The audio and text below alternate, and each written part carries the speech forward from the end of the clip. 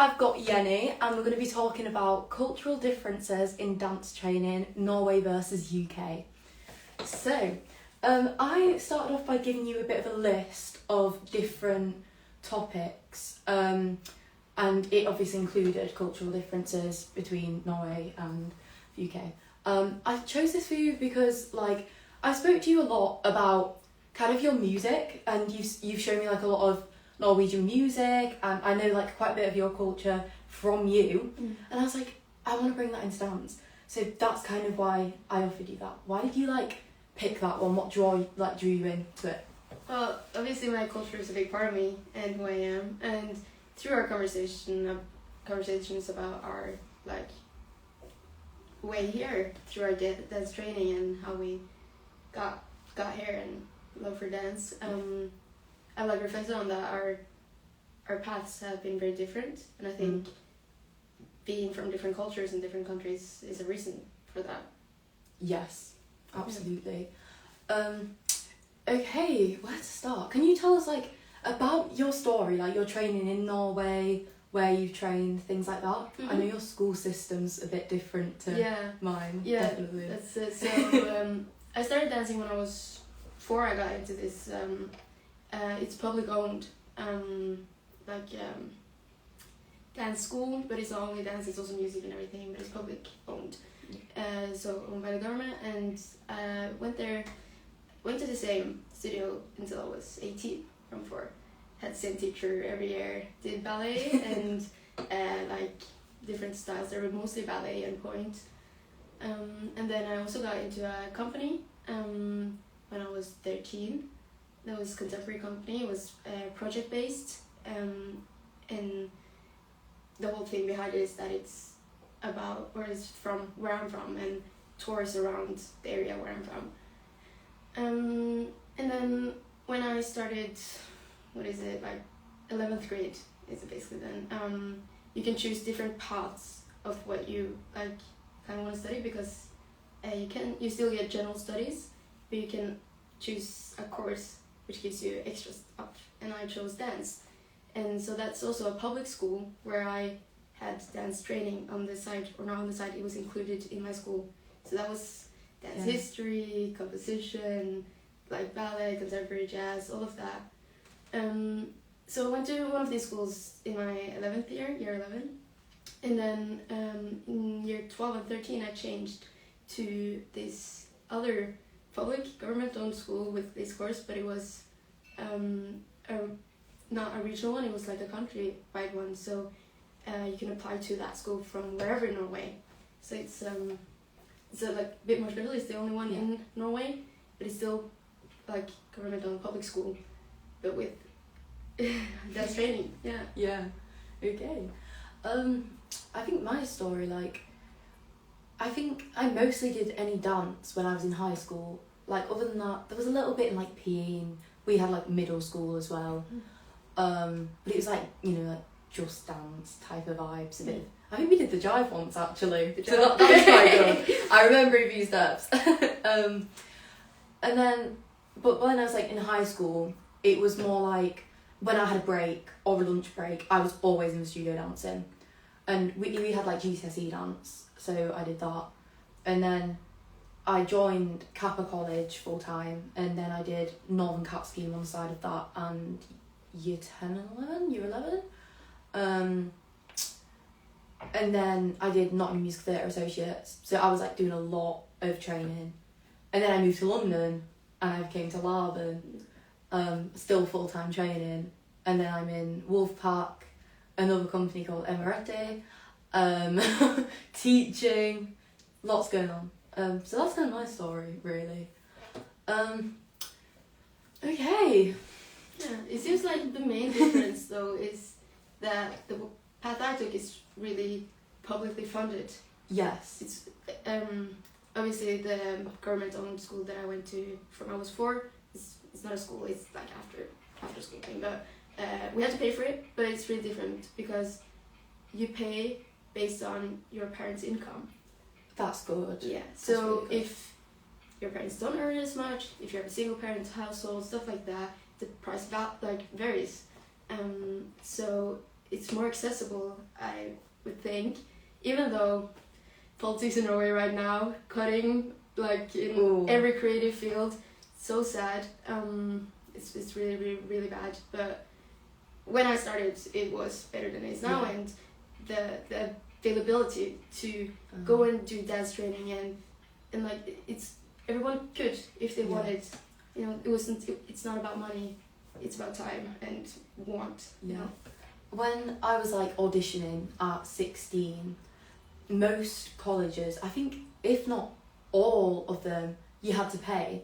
Whereas I went to Kappa College and it was actually free. Yeah. And it's one of the like only ones in the country I think actually do that and offer like performing arts training at 16 full time for free. But like there's a lot of others I auditioned for and you would be paying like just like you do now, like you'd be paying quite a big sum each year of study there. Yeah, but I think the pay is like the biggest difference in training, I think. Probably. Yeah. This is like a little shower thought that came to me. Something I've noticed is in my training is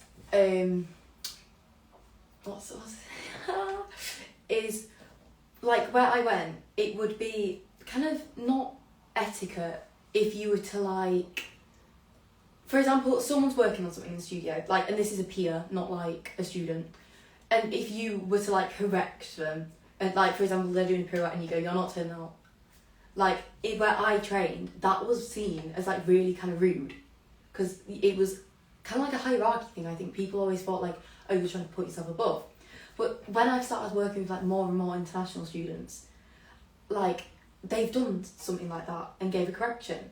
And then at first, I remember my first time out, and I was kind of like, why would you do that? Like I thought we were like vibing, like what? And they were like, what do you mean? I was just helping.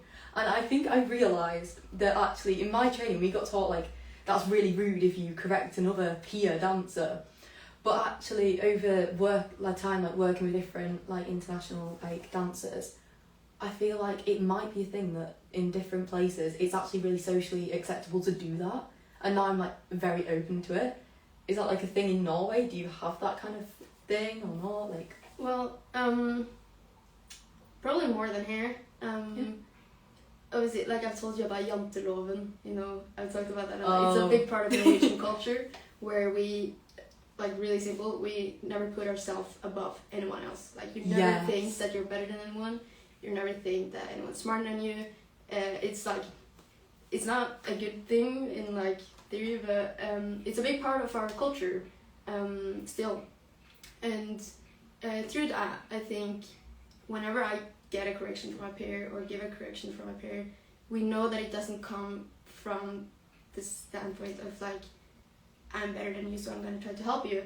It's more about I'm seeing something that you might not see, but I still like it's you never get the feeling of, oh, they think they're better than me, because that's not a thought that's as much in front in Norwegian culture. There's less fighting, kind of, you know. That's really healthy though, and I think I think some people need more jantelov, some people need less, and some people need a bit more jantelov. Like you're not. There's always someone smarter and better than you, and you have to be okay with that. Kind of thing.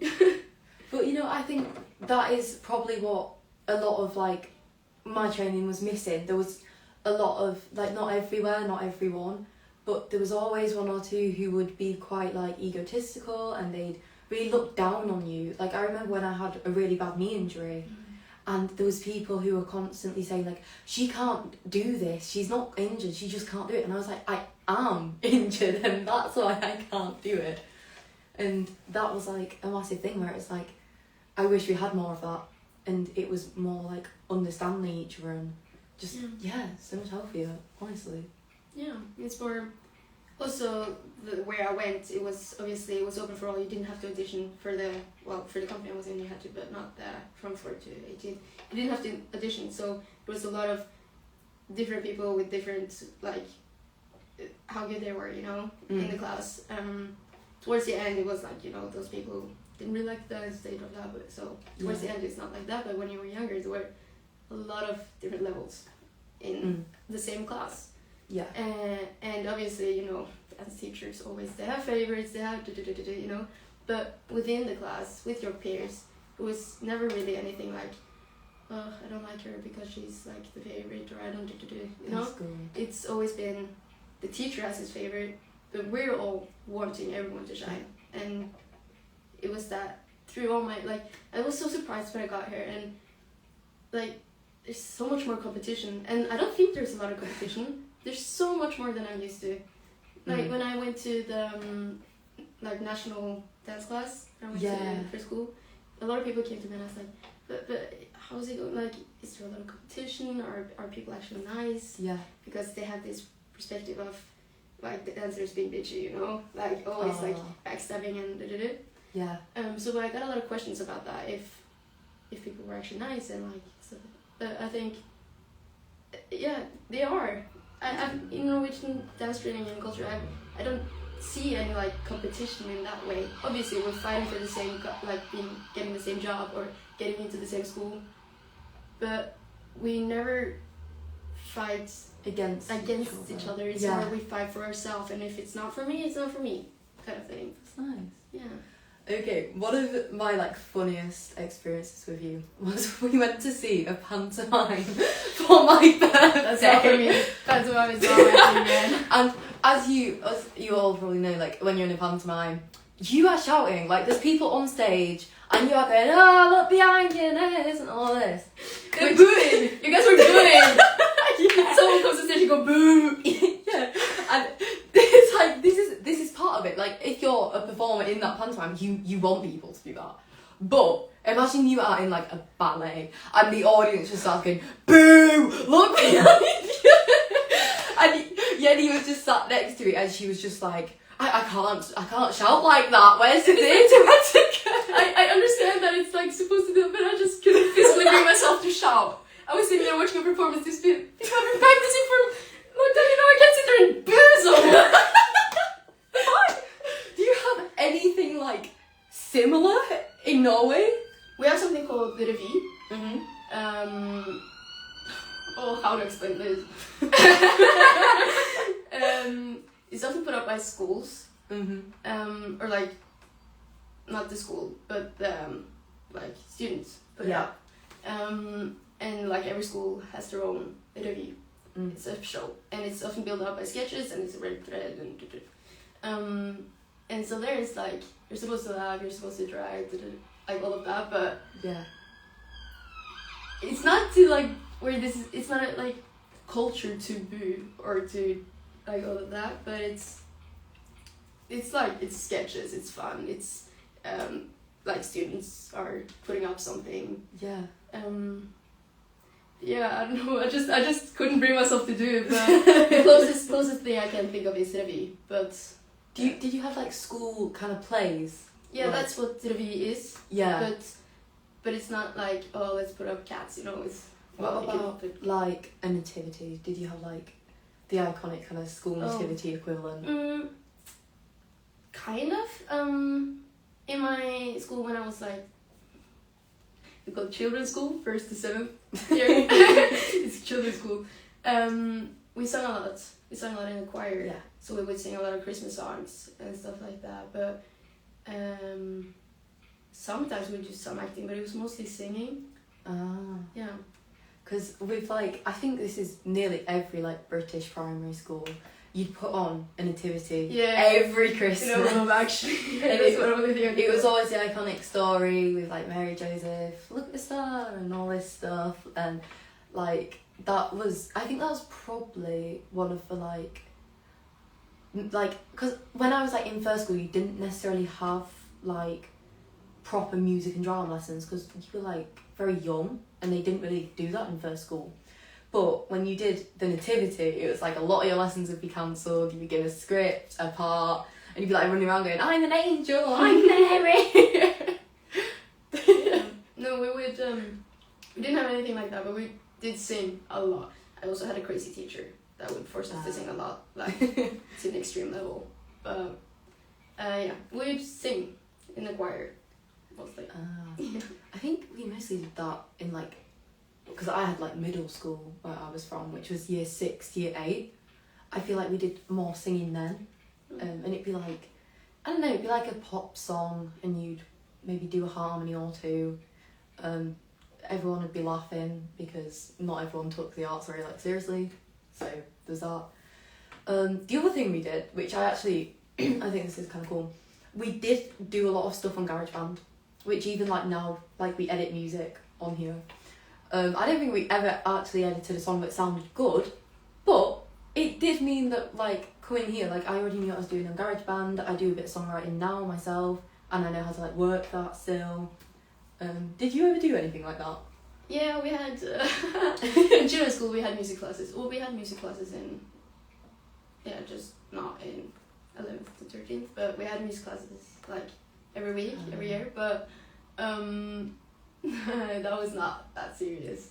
I think once I was allowed to play the bass, and we did GarageBand like for 2 lessons. But it's like nothing more than that. Yeah. I don't know. That could also be school by school, you know. But I know this in my hometown. There's this private school. They're like really, really music focused. So I had some friends that went there, played the cello and stuff like that. Yeah. But the public schools, you know, it's mostly public schools. But yeah, no, they wasn't that focused on music or dance and stuff like that. Yeah. What else have we got? What have you wrote in your notes? Anything? No, I was just thinking about the performance part. But is there anything like to share from that? No, I was just thinking about like cultural differences in dance and not specific just dance training. And you have it here, but we have it to a way bigger degree in Norway, I think, is the divide between what I call high culture versus low culture dance. Okay. And this is in professional dance and performing and stuff. Yeah. Where we have some companies and some names in Norway that are really big. We have like the Norwegian National Opera and Jo Strømgren, a choreographer. Carte Blanche, it's a government-owned contemporary company in Norway. And like in Scandinavia also though with Mats Ek and Iuell-Heitmann, these choreographers, they're really big and really known. And so to see their performances, there obviously a lot of this is contemporary dance. It is contemporary dance, and it's what a lot of people would consider like out there, or like if you've never seen contemporary dance, it's like it's weird, I don't understand it. Yeah. But it's very accessible. You know, if you have the money to pay for a performance, you can go and see it. It's accessible. Yeah. Whereas when you're actually in the dance community, you have all of these other stages where they put up contemporary dance that are really, really good with smaller names, and it could be more out there or less out there than these big names, but it's viewed as low culture contemporary dance kind of, whereas because it's so unavailable for people outside of the dance community. They don't know about it, they don't hear about it. If they go to it, if they just happen to be there, they would sit there and be like, where the fuck am I? Like, what is this? I don't understand anything. I see. Whereas if you go to the National Opera and see a contemporary piece, you're like, oh, but these are talented dancers and I can enjoy that. Even though these other dancers are also talented, but it's more focused on the artistical perspective of it. Seems like there's like a bit of a hierarchy with absolutely. And so there's this really big divide between low culture and high culture contemporary dance. And that really frustrates me, this divide, because it limits the access for both dancers and non-dancers. If you're a non-dancer, you won't be able to experience contemporary dance in the way that I have, and in the way I think. You know, I love contemporary dance, obviously, and it's because I've seen so much and been able to see so much. And my dad, for instance, he says, well, not anymore, but he used to say often like, oh, I don't like contemporary dance, I don't understand it. And that's fair, but he doesn't have the perspective I have and the accessibility that I have. And so that's like from the non-dancer's perspective. And then when it comes to the dancer's side of it, like, I'm not known, you know, I'm not a big name in Norway. Yeah. So for me to be able to put up something that would reach a lot of people, so hard. Like how I can put up stuff in the small stages.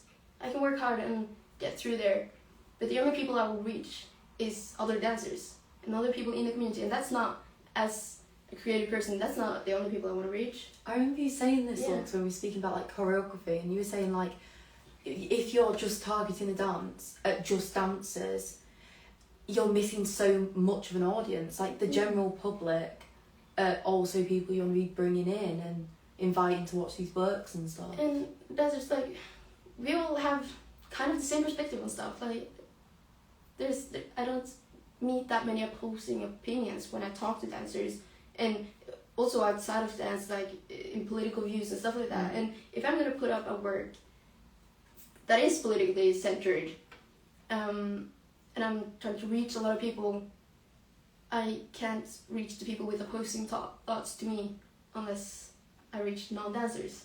You know, there's a few bit of dancers that have opposing thoughts and maybe don't have thought about it, and I can bring it up to them, but I want to reach more people. Yeah. And I can't unless I'm part of the high culture contemporary dance.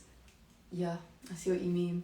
Yeah, so that's really frustrating. And I've noticed it here in London too, but it's just extremely apparent in like Scandinavia, especially Norway. I see. I'm trying to think what to say. Yeah. No, but I think as like being here and being able to make connections outside of Norway, because I could go to a Norwegian school and study dance and get a bachelor's in contemporary dance in Norway. But through that, I would make connections in Norway, and I would have met these great dancers in Norway. But my network wouldn't go beyond that. Yeah. And I would still be able to put up stuff on the small stages, maybe work my way up to the big stages. But by being here, I can make connections outside of Scandinavia, Norway, Europe even, you know? And make connections where I can bring something in to Norway, and maybe this is, oh shit, this is something people need to see, and I can climb my way up that way. Or I can bring what I know from Norway and my culture outside of Scandinavia and Europe and whatever, and see where I can reach there and find these opposing thoughts and views outside. Was there anything that when you like moved to the UK that you were like, it was just a massive like culture shock to do with dance? Like anything that like was so different from Norway that you were like, wait, what? Like, and you had to kind of figure out or anything? Well, I've grown up with a lot of dancers who dance like me. Obviously through having the same training, same teachers, but not even that, but it's all really, really connected because the dance community in Norway is small. It's not as big as we want, you know. Every dance community isn't as big as we want. We want everyone to be dancers. But so if I hear a name, I know them, I know how they dance without even having met them, you know. Yeah. Whereas when I came here, I see all of these people dancing in my class. I'm like, I've never seen anybody move like that. And I don't know where they've learned it. Because if I see someone move in a certain way back home, I can be like, oh, but that reminds me of this teacher. Or, oh, I can see that they study at this place. Yeah. Whereas here, it's like stuff that I haven't seen before and I wouldn't be able to see if I was still back home. And do you think that's to do with like there being kind of more dancers from like all kind of different training and stuff? Yeah, absolutely. And also that there's not like a view of what contemporary dance is, because we all come from our different views of what contemporary dance is. I've grown up with the Norwegian view. What would you say that is? It's the high culture one where it's really technical, but also really weird kind of. It's a lot of it's really, really inspired by modern dance and postmodernistic dance, I would also say. And so the technique is really apparent in contemporary dance in Norway. But also the way they choose to like artistically present themselves, where they're being out there as like an artist, but at the same time being an artist in Norway, you're still like, it's business, it's still all of that. You can't throw on your hippie shirt and be an artist like that, you know. You're still a business person because you're producing, you have to sell this product, which is your dance. So the words and the meaning behind it, it's all there, but the front is different, I would say. Okay. I had a question and it has just... I talk too much. Oh my, I can't remember what it was. Let me try to think of another one. Oh, I do remember. I was gonna say, so we've learnt more about like concert and commercial dance recently. Mm. Would you say in Norway like tips more towards one, equal split, that kind of thing? When the commercial bit is really there's this studio called Bordar in Norway, in Oslo, that gets hired for everything they need dance for. If they need a dancer, they hire dancers from Bordar, which is so frustrating because it never gives opportunity to other dancers, and Bordar takes basically no pay, and all of the pay goes directly to the owners of Bordar, not the dancers, which is really frustrating. And so like that's the commercial dance, and then when it comes to like the hip hop culture in Norway, it's mostly centered in Oslo, but that's I've been very lucky to be part of that community a bit. Yeah. And they put up a lot of events, and there's a lot of willingness to join it, and they speak really loudly, which I really appreciate. It's still way too small, but there was an argument before Christmas. They went on this national broadcast debate thing because Dancing with the Stars, we have that in Norway too, right? And so they had like a hip hop section in that, where actually one of my friends in the hip hop community in Norway came out and said, "That's not hip hop. If you're gonna do hip hop, do it fucking properly, because this is not okay. This is not representing our culture and our dance." Yeah. So they like wrote something on Instagram and said that, and so they got invited to this debate program. So they have really big voice, this hip hop community in Norway. And they're able to go on national TV and talk about their culture, which I really appreciate. Yeah. That they're standing up for misrepresentation of their art. Yeah. So I'm really proud of that, to be honest. Good. Yeah, so that's like the commercial and hip hop side of it, and then when it comes to like ballet and contemporary and that, it's more artistically centered, I would say. Obviously it's like strong technique, but the artistical perspective is also really important in that, and like it's really centered. Would you say it was like a lot of like somatic kind of working processes? So like like working more from like the inside, and like maybe like what your actual emotions are as opposed to look sad. It's like, be sad, now show sadness. Yeah, it is. And it's also because obviously we spoke a lot about music, and music is a big part of what we do, and so it's also through the training I've had, and what I've seen at the National Opera, and seen some like studio trainings in National Opera, they focus a lot on the music, and listen to this part, okay, you have to hit this, and find a way to enhance the music while also really opening yourself to like letting what you feel and how you want to represent the choreography and the music shine through. Yeah.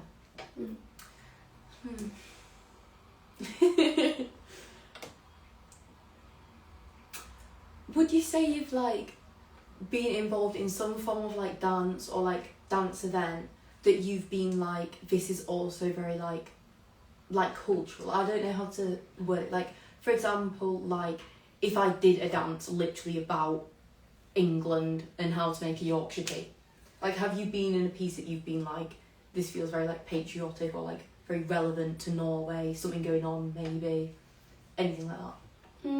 I was in this I was hired to do this performance with this company called Direction Action Theatre, that I had to dress up in a full police uniform, like the the hard, when they have like the shield and the hat and the boots, the full gear, Yeah. I had to dress up in that, and I had sticker on my stomach that said paragraph 112, like 112, which is about like environmental stuff, because there was a lot of people meaning that Norwegian government had broken that paragraph in some oil dumping or something they had done. I don't really remember right now. But so I was hired to do this performance where I dressed up in all of this, had this sticker, had the helmet, and then we all had flower crowns around our head, and we had flowers that we walked through the city. It was 40 minutes improv outside in May in the heat in this full suit. I was really sweating, man, but yeah, it was really exciting because we're handing out these flowers and they wanted me to like dance ballet. Basically, it was really hard in this. I can arch my back, you know. Yeah. But yeah, so be like really like lights and give out flowers and dance ballet through the city wearing all of this like massive gear. And also we had this Palestine scarf and also flag that we had with us. So it was like really, it was like a protest. It was a protest, but also dance. So it's like combining those. And I think both me being me, and I think it's also part of Norwegian culture. We say what we mean, and we say like what we had. It's on our minds, and we do go to a lot of protests, and we're really direct in that way, and we say our meaning. And so doing that, I feel like it's very, very Norwegian, choosing to go out and stand up for something through my art is part of my culture. Would you say maybe like there's a lack of that in the UK, like artists expressing kind of things that are going on or their opinions and stuff through their art? I don't want to say that it's a lack of it. I don't think, obviously, like if you want to make that, you can make that. But I also think it's stupid making art just for the sake of making art, you know, like, oh, this is something I've been thinking about, so let me just make something. And it can turn out really like cliche, you know, if you're gonna be like, oh, save the kids and then dance, you know. But if that's something you really stand for and something you want to communicate, I think that's a great way to communicate that as an artist.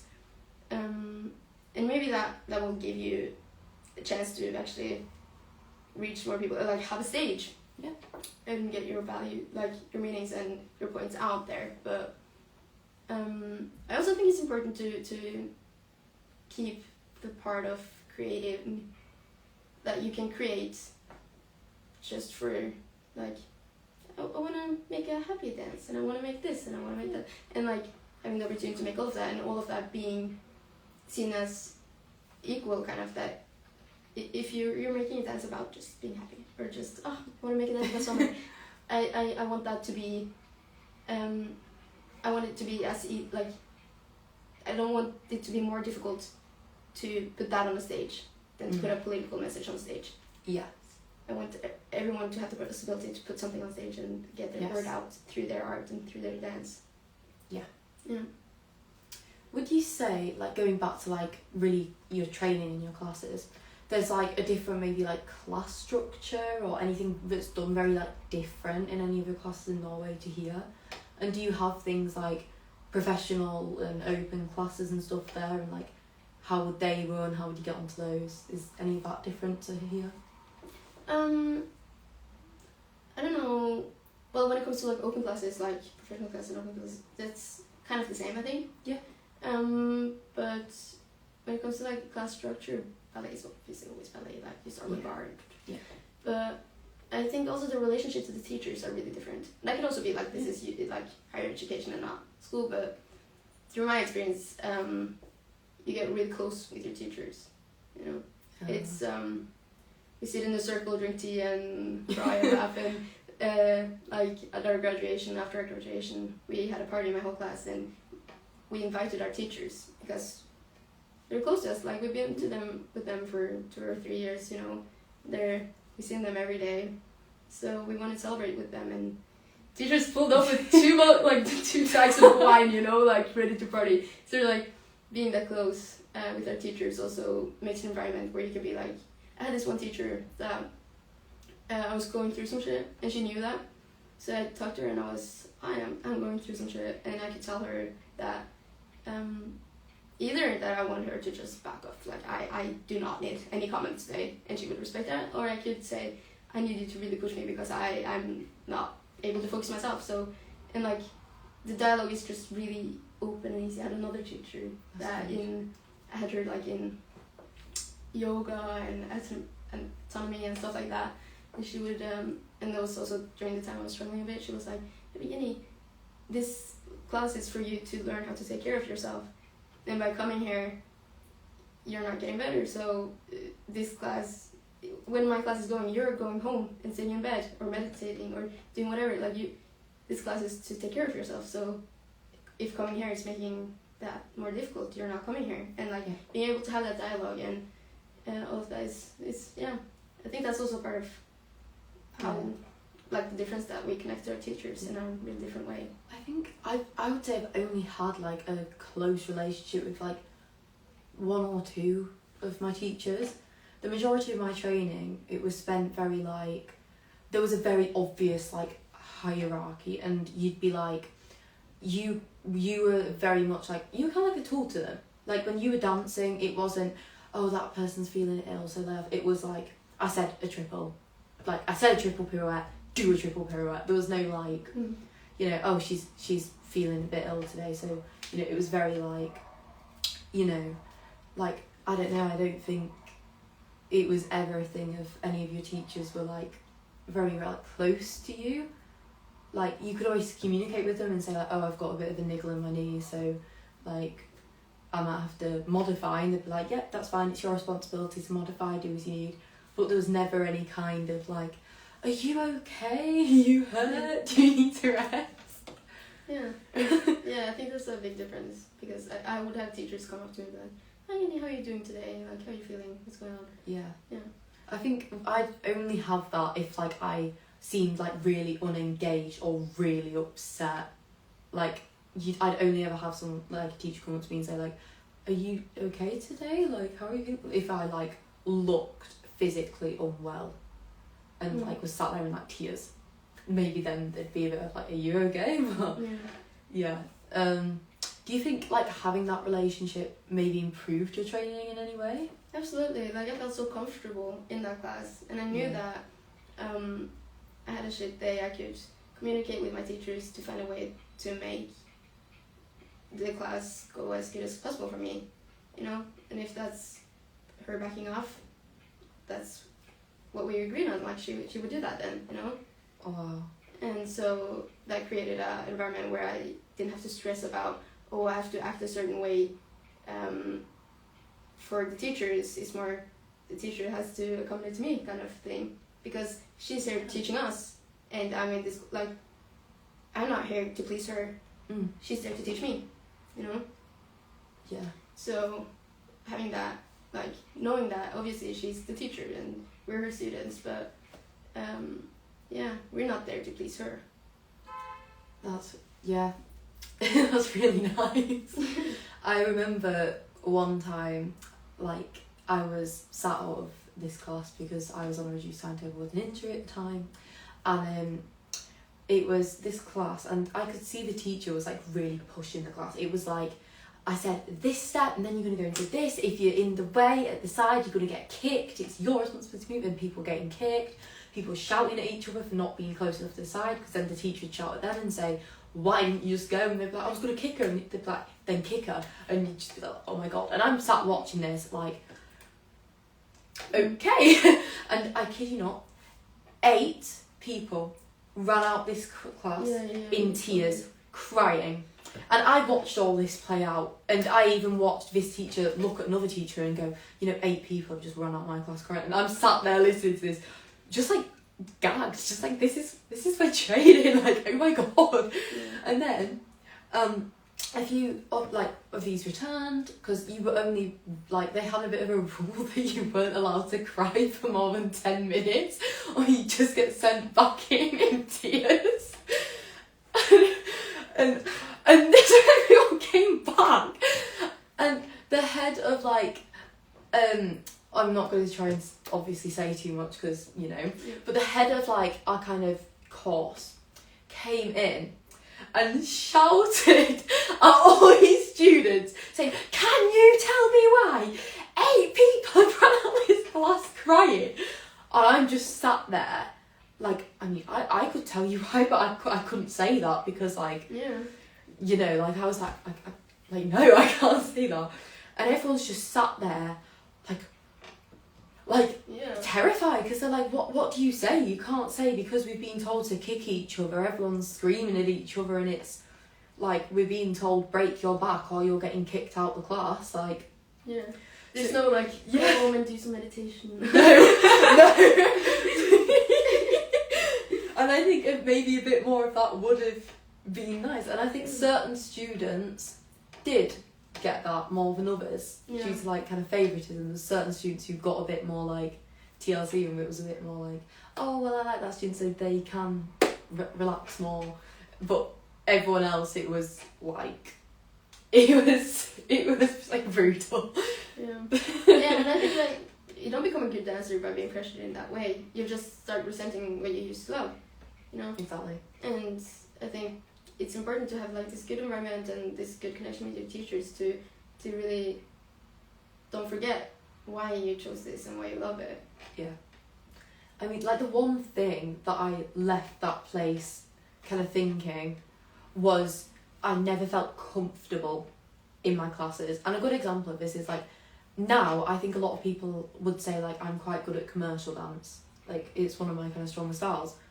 Back at this place, I could not do it. I hated it. And it wasn't the actual style. It wasn't anything to do with the actual classes. It was simply I never felt comfortable in that class.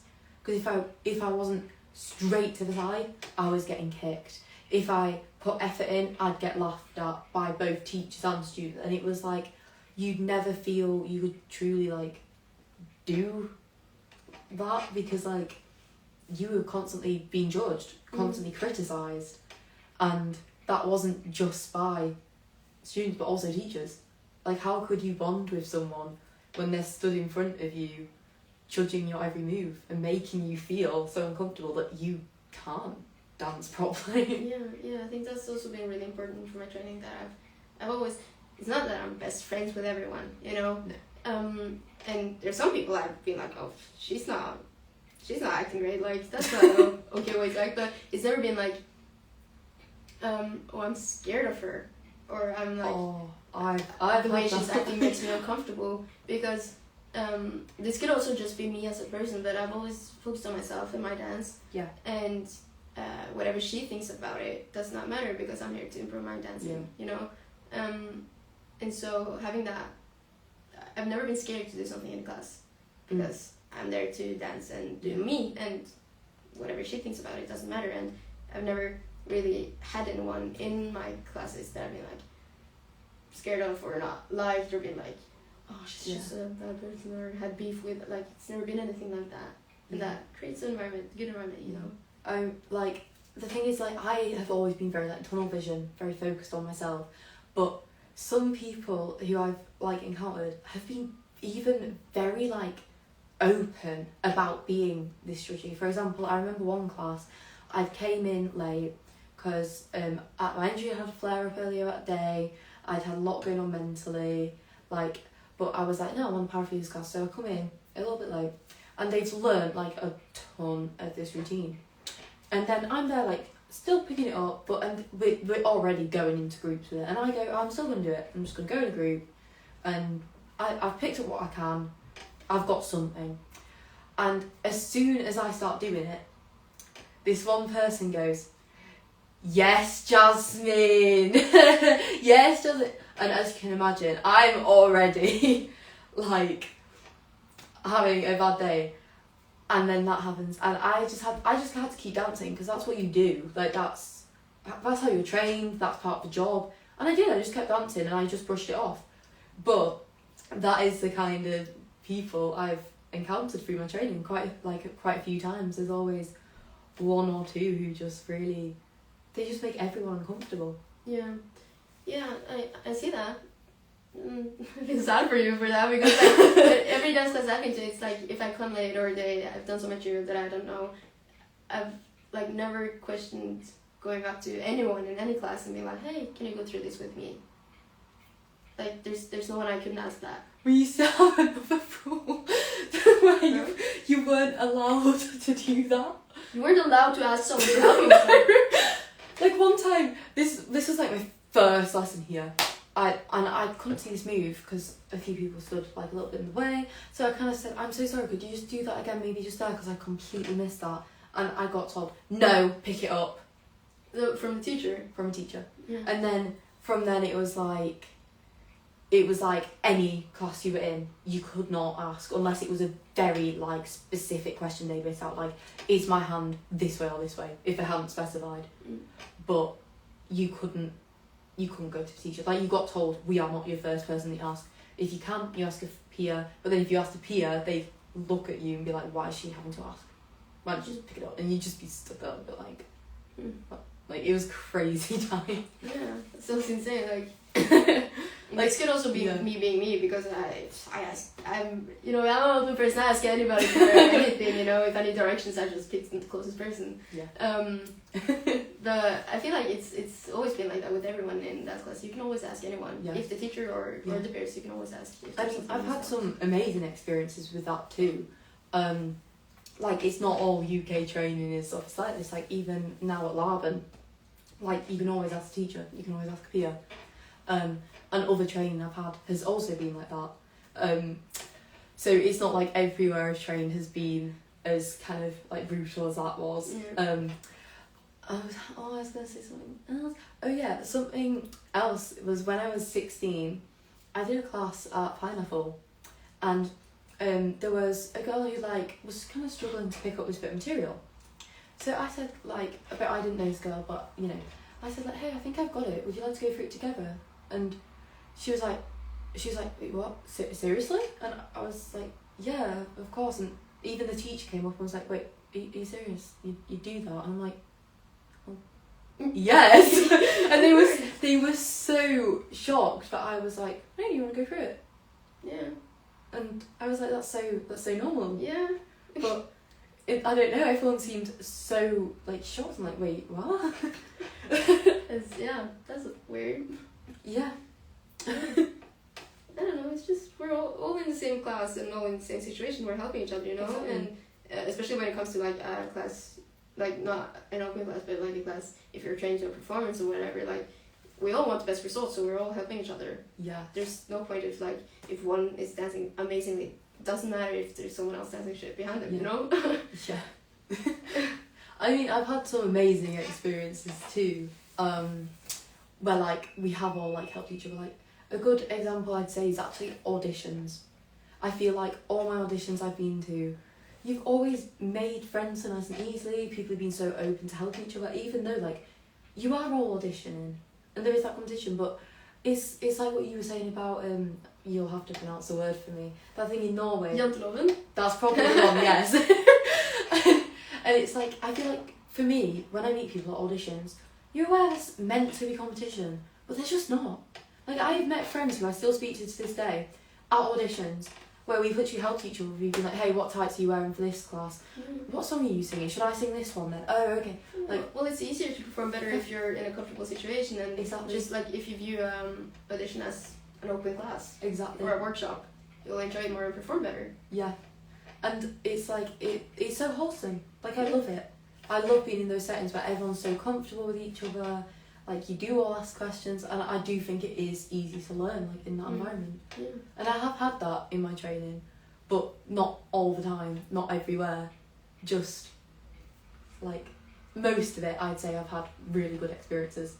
With the odd one where you are literally sat there in tears being screamed at. Yeah, that sounds rough. Have you ever had, like, anything like that? Like, maybe in Norway or anything? Well, obviously, like, I've had rough periods, but it's never been because of the dance class, I think. Like, it's always been, I've had a lot of, like, injuries, for instance, and that has bummed me out, and, like, obviously it sucks to not get picked for a, like, part and stuff like that, but, nothing really that's felt toxic in that way. Yeah. Is that just like, would you say that kind of thing does still like exist in Norway? Maybe you've not encountered it, or do you think it's like a very cultural thing that it's just like a big no, it's just never? It probably exists, but I think because we're like, we never put ourselves above anyone else in that same way, or like to the degree that I see here, I think it's way less of that because no one is trying to put other people down. Yeah. Did I this could also just be me, you know, my personality, that I don't notice this stuff, but I'm pretty sure that there's less of it. There's way less of it. Yeah. It's probably a very good thing. Probably. I'm not saying like it's better than here. I don't know. I haven't only trained in Norway, you know. But, yeah. I've enjoyed it, and it made me. I think if I encounter people trying to put me down in dance, I won't really notice it because of how well trained, you know. Because I've never been around it, so I won't really think about it. If it happens to me, I won't be able to see it as clearly as people who've grown up with situations like that, you know. Do you have any like final thoughts, shares, anything? I think through these conversations, because before I went into it, I didn't think that there would be that many cultural differences between the training. I think I thought there would be more, or there's still, like, I think the difference between professional work would be bigger than the training, you know. But through this conversation, I see that the training has also been really, really different. Yeah. Oh, I did have a final question. Oh yeah, what would your like piece of advice be if someone was going to do like dance in Norway, whether that's like performance or they saying like, hey Jenny, I'm going to do a class in Norway, like top tips? Top tips. It depends on which class though. If you're taking an open contemporary class, be in the front, but don't push yourself above everyone else, you know. Just like be there, learn, be there for you, you know. Yeah, be like present but not like egotistical kind of vibes. Yeah, and just like the class you're taking is for you, and everyone else is also there only for themselves. But you are in the same class together, so the energy you send out is important. So don't send out an energy where you're like, no one else matters. I'm the only one that matters in this class. I'm the only one that's gonna learn. You have to go into the class knowing that I'm gonna work on myself, and I'm gonna send out good energy, kind of thing, you know, and that creates a better teaching environment. Perfect. Yeah. Well, thank you everyone who has joined our offbeat session. I'm here with Jenny, and we've been discussing cultural differences in dance training between Norway and the UK. Thank you so much everyone for joining, and we'll see you again soon. Bye!